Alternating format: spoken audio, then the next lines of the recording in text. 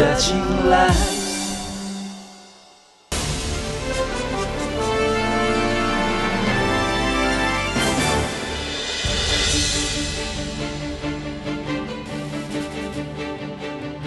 নমস্তে, আপনাদের সবাইকে সঙ্গে নিয়ে শুরু করব অ্যাপোলো গ্লেনিগালস ডিয়ার ডক্টরের আজকের পর্ব। প্রথম বিভাগ অর্থাৎ ভিজিটিং আওয়ারে আজ আমাদের সঙ্গে দেখা হবে ডক্টর বুদ্ধদেব চ্যাটার্জির, যার থেকে জেনে নেব টোটাল নি রিপ্লেসমেন্ট সম্পর্কে।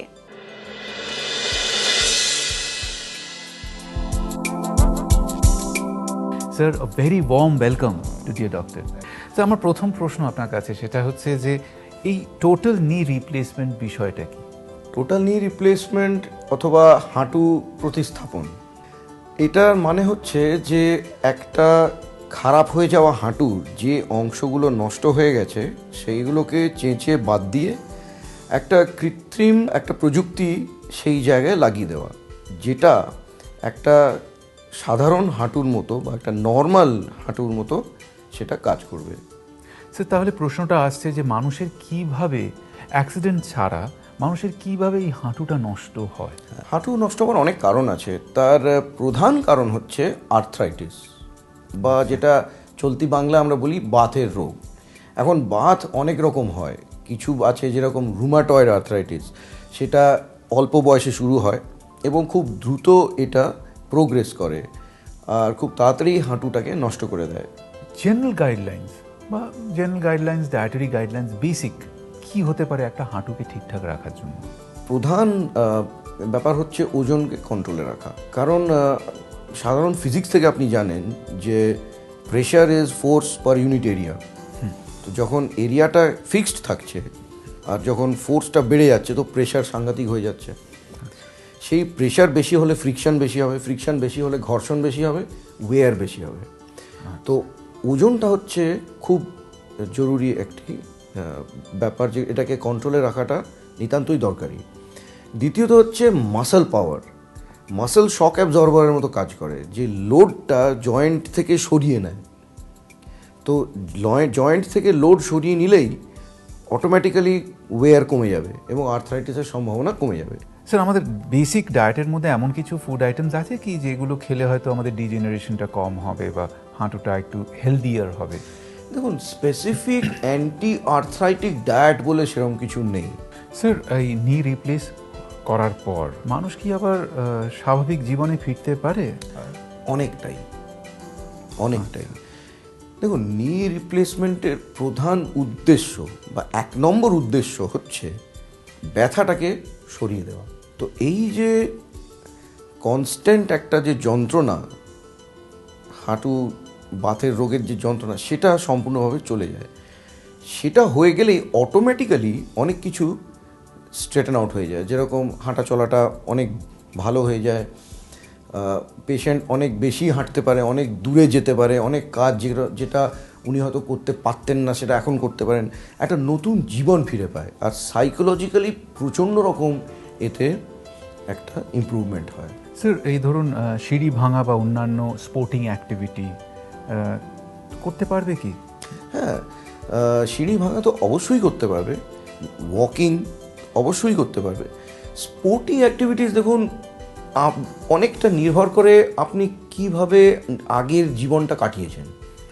যারা স্পোর্টসম্যান তারা অবশ্যই স্পোর্টসে ফিরে যেতে পারে, কিন্তু যারা স্পোর্টসম্যান নয় তারা তাদের এই আর্থ্রাইটিসে আক্রান্ত হবার আগে যে অবস্থায় ছিলেন সেই অবস্থায় তারা ফিরে যায়। স্যার, এই টোটাল নি রিপ্লেসমেন্ট করার পর কি পেশেন্টের কোনো কমপ্লিকেশনস অ্যারাইজ করতে পারে? হ্যাঁ, যে কোনো ডাক্তারি পদ্ধতিতে তো কমপ্লিকেশন আছেই। তো এতে কমপ্লিকেশন যেটা আমরা সবসময় খুব সতর্ক থাকি সেটা হচ্ছে ইনফেকশন। স্যার, এই জয়েন্টটা এই রিপ্লেস করার পর তো আর্টিফিশিয়াল এটার আয়ু কতদিন? এখন আধুনিক যে জয়েন্টগুলো পাওয়া যাচ্ছে তার আয়ু 20 থেকে 25 বছর। সুতরাং 60 থেকে 65 বছরে যদি জয়েন্ট রিপ্লেসমেন্টটা করা হয় তাহলে 90 বছর অবধি এটা আর কোনো সমস্যা থাকে না। প্রায় লাইফ লং বলা যেতে পারে। আপনি আমাদের একটু বলতে পারেন যে আগামী কিছু বছরে এমন কি কিছু ডেভেলপমেন্ট আসবে যেটা আরও হয়তো উন্নত মানের? প্রথমত দেখুন, এই হাঁটু প্রতিস্থাপন আবিষ্কার হয়েছে 1971 সালে। গানস্টন নামের এক সায়েন্টিস্ট ডক্টর বলতে পারেন আমেরিকাতে। 71 থেকে 2012 অনেক উন্নতি এমনিই হয়েছে। ভবিষ্যতে আমি যা দেখছি যে আমার মনে হয় এর পরের যেটা হবে যে রোবোটিক্স চলে আসবে। এখন যেটা কম্পিউটার মাধ্যমে আমরা ম্যানুয়ালি কম্পিউটার মাধ্যমে কিন্তু আমরাই করছি, সেই কম্পিউটারের ইনফরমেশনটা হয়তো একটা রোবোটিক আর্মে ট্রান্সফার হবে এবং অপারেশনটা সেই রোবট করবে। সেটা আরো প্রিসাইজ হবে, আরও প্রিসাইজ হবে, কিন্তু এটা এখনও কিছুটা এক্সপেরিমেন্টাল আছে, এর উপরে কাজ চলছে। আর ডেভেলপমেন্টস তো কনস্ট্যান্টলি হচ্ছে, মানে সর্বদাই হচ্ছে। যেরকম আরও ভালো জয়েন্ট, আরও ভালো মেকানিক্স, আরও ভালো মেটেরিয়াল। হিপসে যেরকম এখন চলে এসছে সেরামিক্স, যেটা আমার মতে সবচেয়ে ভালো মেটেরিয়াল। নিতে এখনও সেরামিকটা অ্যাডাপ্ট করতে পারেনি, তো হয়তো একটা সময় সেরামিকের একটা ইকুইভ্যালেন্ট চলে আসবে হাঁটুতে। তো ভবিষ্যতে আমরা এইটাই এখন দেখছি। স্যার, টোটাল নি রিপ্লেসমেন্ট কাদের করা উচিত এবং এই করার উপযুক্ত সময়টাই বা কখন? দেখুন, প্রথমে আর্থ্রাইটিসের চিকিৎসাটা কিন্তু অপারেশন নয়। এটা গোড়ায় তো একেবারে বিগিনিং স্টেজে এটার বেসিক্যালি ট্রিটমেন্ট হচ্ছে ফিজিওথেরাপি, কিছু কেয়ার নেওয়া, যেমন মাটিতে বসা নিষেধ, তারপরে সিঁড়ি ওঠানামাটা করবেন কিন্তু একটু সীমার মধ্যে, আর রেগুলার একটা এক্সারসাইজ প্রোগ্রামে থাকা, খাওয়া দাওয়াটা ঠিকমতো ব্যালেন্সড খাওয়ার করা, মাঝে সাঝে পেন কিলার নিলেন। এটা হচ্ছে প্রথমে। বেশিরভাগ পেশেন্ট কিন্তু এই ট্রিটমেন্ট এর মধ্যে থাকলে লাভ হয়, তাদের উপকার হয়। এছাড়া কার্টিলেজ রিজেনারেট করার জন্য কিছু ওষুধ এখন আছে, সেগুলো খেলেও লাভ হয়।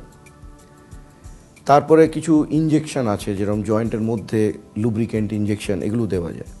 তো শতকরা আপনি বলতে পারেন যে 90% পেশেন্ট কিন্তু এই ট্রিটমেন্টের মধ্যেই থাকে। আচ্ছা। এবং তারা যথেষ্টভাবে উপকৃত হয়। 10% অফ টোটাল আর্থ্রাইটিক পেশেন্টসদের এই অপারেশনের প্রয়োজন হয়। এর এখন কখন আপনি অপারেশন করবেন সেটা হচ্ছে, প্রথমত যদি এই পেশেন্টদের রেগুলার বেসিসে পেন কিলার খেতে হয়, তাহলে কিন্তু অপারেশন করিয়ে নেওয়া উচিত। দ্বিতীয় হচ্ছে, যন্ত্রণাটা যদি সর্বক্ষণ হয়, বসে থাকার সময় বা বিশ্রাম করার সময়ও যদি হাঁটু যন্ত্রণা হয়, তখন এই অপারেশনটা করে নেওয়া উচিত। যেমন বাড়ির বাইরে যেতে পারছে না কেউ, বা বাজার হাট বলুন, বা বেড়াতে যেতে পারছে না, একবারে পঙ্গু হয়ে বাড়ির মধ্যেই রয়ে যাচ্ছে, তো এইসব ক্ষেত্রে অনেক রকম অন্য অসুখ হতে পারে। তারপরে মেন্টালি একটু ডিপ্রেশন হতে পারে। তো এই সব অবস্থা যাওয়ার আগে আমার মতে অপারেশনটা করিয়ে নেওয়া উচিত। আপনার ব্যক্তিগত এক্সপিরিয়েন্সে lowest age of your patient and the highest age of your patient? Lowest age আমি বলবো ইজ 45, আর হাইয়েস্ট এজ 85। আচ্ছা।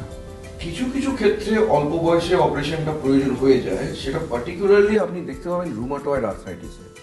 আচ্ছা। কারণ রুমাটয়েড আর্থ্রাইটিস শুরু হয় 14, 15, 16, 17 বছর বয়সে।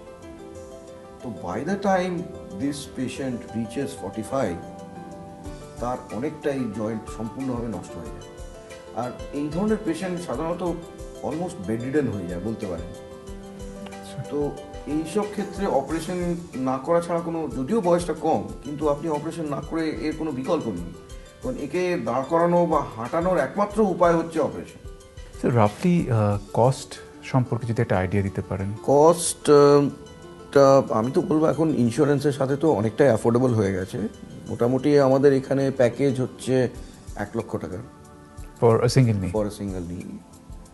আর জয়েন্টের ওপরে বাকি খরচটা জয়েন্টের ওপরে নির্ভর করছে। এখন সেটা আপনি যে কোয়ালিটি জয়েন্ট আপনি নেবেন তার উপরে অনেকটা নির্ভর করে।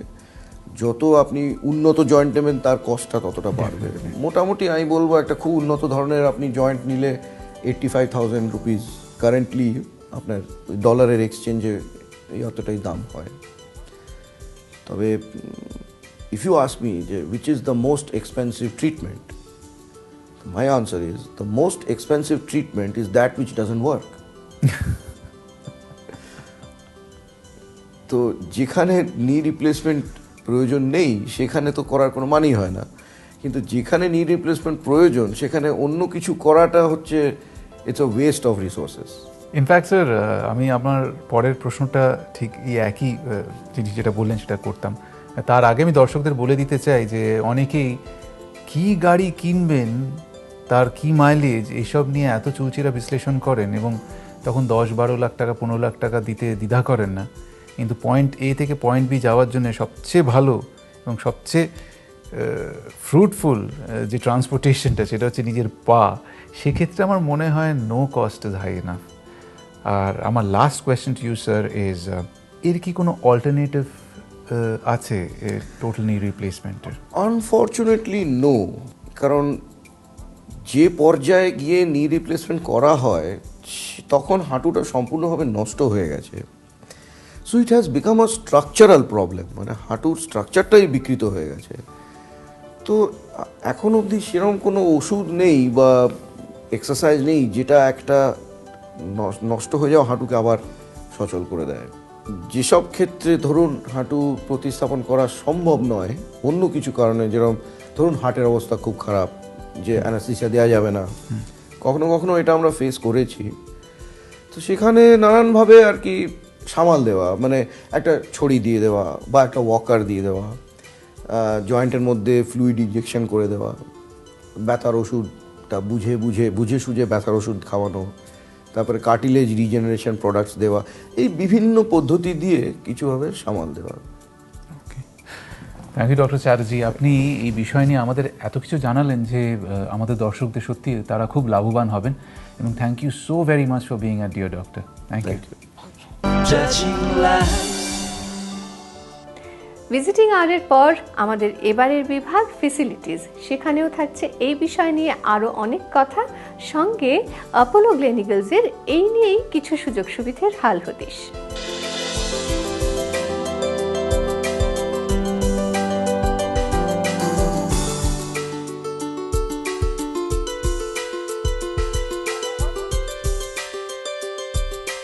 টোটাল নি রিপ্লেসমেন্ট। নি জয়েন্ট বা হাঁটুর সংযোগস্থল সৃষ্টি হয় ফিমারের নিচের অংশ এবং টিবিয়ার উপরের অংশর মিলনের ফলে, যেখানে প্যাটালা এবং নি ক্যাপ অবস্থান করে, যা ফেমোরাল কন্ডাইলের সাহায্যে নড়াচড়া করতে পারে। যদিও আর্থারাইটিস বা অন্য কোনো কারণে হাঁটুর হাড় ক্ষয় হয়, তাহলে ডক্টর রোগীকে টোটাল নি রিপ্লেসমেন্টের পরামর্শ দিতে পারেন। সেক্ষেত্রে ক্ষতিগ্রস্ত অংশকে বাদ দিয়ে তার জায়গায় কৃত্রিম অংশ লাগানো হয়। অপারেশনের আগে রোগীকে ইন্টারভেনাস ফ্লুইড, অ্যান্টিবায়োটিক এবং অন্যান্য ওষুধ দেওয়া হয়। ইউরিন শরীরের বাইরে বের করার জন্য ক্যাথেটার লাগানো হতে পারে। রোগীকে জেনারেল অথবা স্পাইনাল অ্যানাস্থেশিয়া দেওয়া হয়। জেনারেল অ্যানাস্থেশিয়ার ক্ষেত্রে রোগীকে ব্রিদিং টিউব দেওয়া হয় নিঃশ্বাসের সুবিধার জন্য। যদি ট্রান্সফিউশনের প্রয়োজন হয় তবে তার জন্য রক্ত সংরক্ষিত রাখা হয় এবং অপারেশনটি শেষ করতে অন্ততপক্ষে 2 ঘন্টার সময়ও লাগতে পারে। অপারেশনের সময় হাঁটুর সামনের চামড়ায় একটি ক্ষতের সৃষ্টি করা হয় এবং পেশি ও লিগামেন্টগুলিকে সরিয়ে দেওয়া হয়, যার ফলে হাঁটুর জয়েন্টটি উন্মোচিত হয়। তারপর সার্জন নি ক্যাপটিকে সরিয়ে জয়েন্টের কাছে পৌঁছন এবং বিশেষ যন্ত্রাংশ ব্যবহার করে ক্ষতিগ্রস্ত হাড় এবং কার্টিলেজগুলিকে বাদ দেন। বেশিরভাগ ক্ষেত্রে প্যাটালার ভেতরের দিকের অংশ বাদ দেওয়া হয়।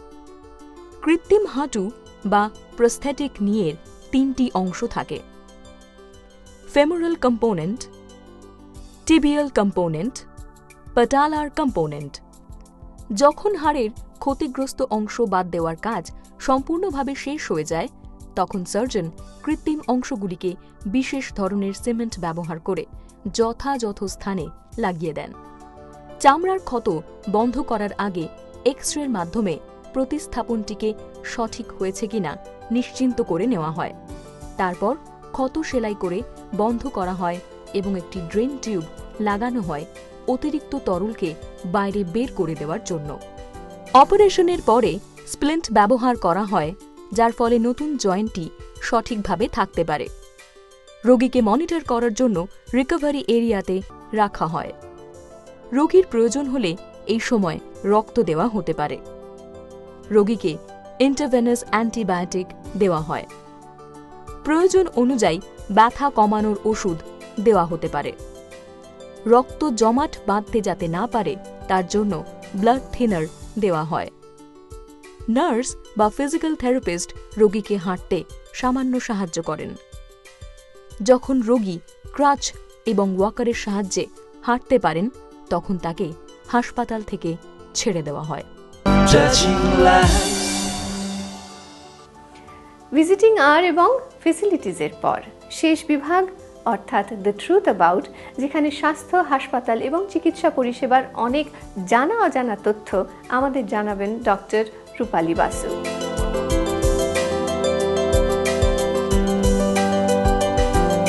Namaste, good evening. আশা করি সকলে ভালো আছেন। আজকে আমরা আলোচনা করব অপেক্ষার সময় বা হাসপাতালে ওয়েটিং টাইম নিয়ে। ওয়েটিং টাইম বলতে কি বলি? ওয়েটিং টাইম হলো মধ্যের সেই সময়টা যখন রোগী নিজের নাম কোনো স্বাস্থ্যকেন্দ্রে বা হাসপাতালের আউটডোরে লিখেছেন আর চিকিৎসকের পরামর্শ নেয়া। এই সময়টাকে আমাদের ভাষায় ডোর টু ডক টাইমও বলি। বিভিন্ন অবস্থা আর ঘটনা এই ওয়েটিং টাইমের ওপরে প্রভাব বিস্তার করতে পারে। যে রোগীরা অ্যাম্বুলেন্সে করে আসছেন বা যারা খুব অসুস্থ, তাদের আগে চিকিৎসা করা আমাদের কর্তব্য। একটা কথা কিন্তু খুব সত্যি যে যখন আপনি অসুস্থ থাকেন তখন চিকিৎসা পাওয়ার জন্য অপেক্ষা করাটা খুবই কষ্টকর। হেলথ কেয়ার সিস্টেমে তাই বর্তমান সময়ে বিভিন্ন উপায় উদ্ভাবন করে চেষ্টা করা হচ্ছে যাতে এই দীর্ঘতর ওয়েটিং টাইম কী করে কম করা যায়, আর সেই ব্যবস্থাগুলি যাতে সবার আর্থিক সামর্থ্যের মধ্যেও থাকে সেটাও দেখা হচ্ছে। অত্যাধুনিক হাসপাতালগুলোতে ওয়েটিং টাইমের ব্যবহার বিভিন্ন ব্যবস্থার সূচক হিসেবেও, ইন্ডিকেটর হিসেবেও ব্যবহার করা হচ্ছে। অনেক জিনিসের প্রভাব অ্যাকচুয়ালি ওয়েটিং টাইমের ওপরে পড়তে পারে। যেমন ধরুন রোগীর সংখ্যা, চিকিৎসকের চিকিৎসা পদ্ধতি, স্পেশালাইজেশন, চিকিৎসক বা স্বাস্থ্যকর্মীদের উপস্থিতি, ইনফ্রাস্ট্রাকচার বা পরিকাঠামো ইত্যাদি। এমার্জেন্সি বিভাগ যদি দেখেন, এমার্জেন্সি বিভাগে পেশেন্টদের শারীরিক অবস্থা অনুযায়ী বিভিন্ন ক্যাটাগরিতে আমরা ভাগ করি। এ প্রসঙ্গে এসে যায় ট্রায়াজের গুরুত্ব। ট্রায়াজ শব্দটি একটি ল্যাটিন শব্দ, টিয়ার থেকে এসেছে, যার মানে হলো টু শর্ট। তাই এমার্জেন্সিতে ট্রায়াজ পদ্ধতি অনুসরণ করে রোগীদের বিভিন্ন ভাগ করা হয়: red zone, yellow zone, green zone, black zone. খুবই সংকটাপন্ন রোগীদেরকে আমরা রেড ক্যাটাগরিতে রাখি। যাদের অবস্থা একটু স্থিতিশীল তাদের ইয়েলোতে, নন আর্জেন্ট পেশেন্টদের গ্রিন জোনে, আর মৃত পেশেন্ট যারা আসেন তাদেরকে ব্ল্যাক বিভাগে রাখা হয়। আবার ফিরে আসি মূল বিষয়ে, আমরা কেন হাসপাতালে অপেক্ষা করি? এর কারণ একটা কোনো বিষয়ের ওপরে ব্যাখ্যা করে দেয়া যায় না, কারণ অনেকগুলো জটিল বিষয় থাকে এর মধ্যে। কি কি জিনিস কয়েকটা যদি দেখি আমরা, 1 নম্বর হচ্ছে সংস্থার দুর্বল ব্যবস্থাপনা, 2 নম্বর হচ্ছে পরিষেবা প্রদানকারীদের ঘাটতি, 3 নম্বর হচ্ছে চিকিৎসকেদের স্পেশালাইজেশন, 4 নম্বর চিকিৎসকেদের অপ্রতুলতা ইত্যাদি। তাই এই ওয়েটিং টাইম কমানোর জন্যে আমাদের হেলথ কেয়ার ব্যবস্থায় কিছু প্রয়োজনীয় উন্নতি সাধন করা দরকার। যেমন ধরুন, সবার জন্য একটা নির্দিষ্ট ওয়েটিং লিস্ট বা অপেক্ষামানদের তালিকা গঠন করতে হবে। সমন্বয় সাধনের বিষয়টিকে আরও উন্নত করতে হবে, আর তার জন্য প্রয়োজন হলে আইটি বা ইনফরমেশন টেকনোলজির বা কিউ ম্যানেজমেন্টের সাহায্যও নিতে হবে। এছাড়াও যেটা করতে হবে সেটা হলো বৈদ্যুতিক যোগাযোগ ব্যবস্থার আরও উন্নতি ঘটানো, সামাজিক সচেতনতার বিকাশ ঘটানো। আজ এই পর্যন্ত, আবার দেখা হবে আগামী সপ্তাহে। নমস্তে।